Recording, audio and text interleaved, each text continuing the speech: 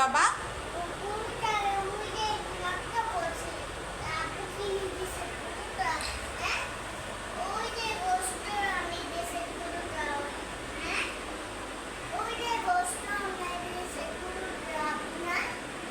গরু কাটছে, তুমি দেখছিলা?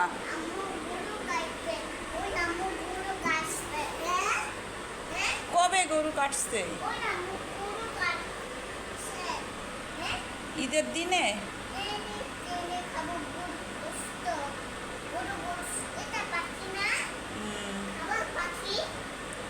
পাখি তুমি খাও?